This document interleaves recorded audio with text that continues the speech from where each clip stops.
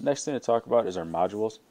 And where we're going to start is with the automation modules. So as you can see, I've gone to my automation panel and I've selected my landscape page. With the automation activity, we give you a blank page so you can design how you'd like it to look and feel.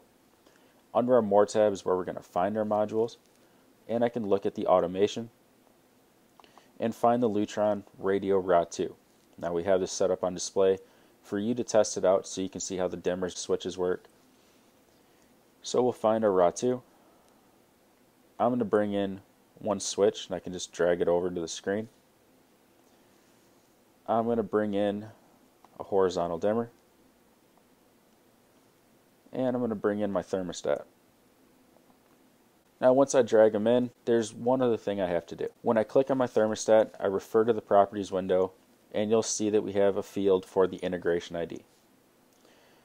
For HAI, you need to know the index number. For Leviton Z-Wave, we need the node ID.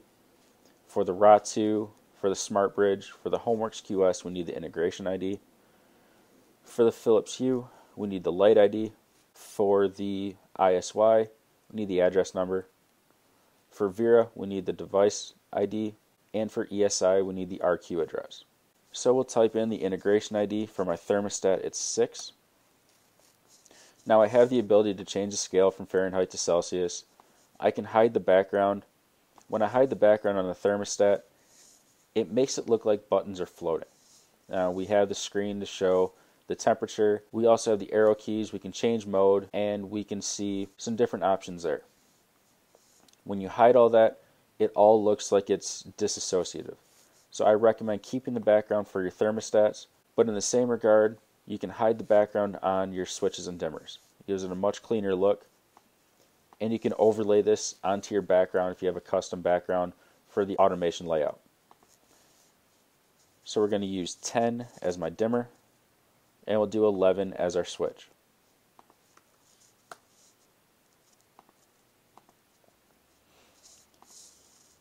So if we look at our shades, blinds, and drapes, we can bring in our horizontal shades, our vertical shades, and our vertical drapes. With the shades, blinds, and drapes, same integration ID field, but with the drapes, I can ask, how do they open? Do they open from the center? Do they open from the left or right? Now you can really customize the look and feel of our modules to match what your client has. So if they look at their window that's sitting in front of them, they know that it opens from the left. You can make this module match that opening from the left.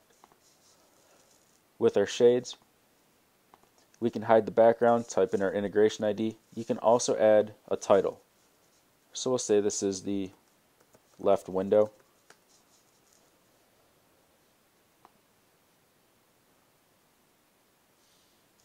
And bring in a vertical blind here. We can see that we have the lift, we have tilt, we have lift and tilt. So what's the style of blind that you're using? Again, we can give it a title and assign our integration ID. Some of the other modules to look at, if I go down to my iTunes module here, we see the placeholder for our iTunes module. You can see why it just would not fit onto a standard phone. It's just a large module, a lot of information here. You can see your music, you can see your videos, TV shows, books, podcasts, a lot of pieces within inside one element, so it does only work with the iPads. We can also look at our security. So if I go to my blank page, open up my landscape page, find that blank page, I can look at the alarm keypad. So I can bring that in. Again, with HAI, it's the index number, so I'm going to type in 001. With our camera, we can bring in our smaller camera.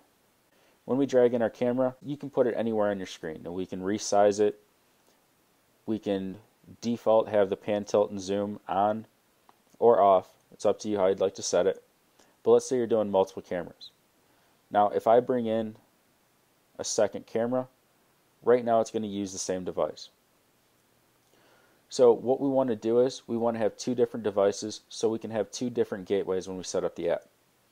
So if we've got one device on two cameras, it's going to show us the same stream on both of those camera widgets that we're bringing into the screen. So what we want to do is go to our devices, minimize everything here, and we see our FOSCAM module. What I want to do is create a second FOSCAM module device. So I'm going to right click and copy device. If you're doing your multi-zone setups, you're going to do this quite often. And then I'm going to right click and paste. So I see a second FOSCAM module. I'm going to rename this module, say FOSCAM module 2, and hit return.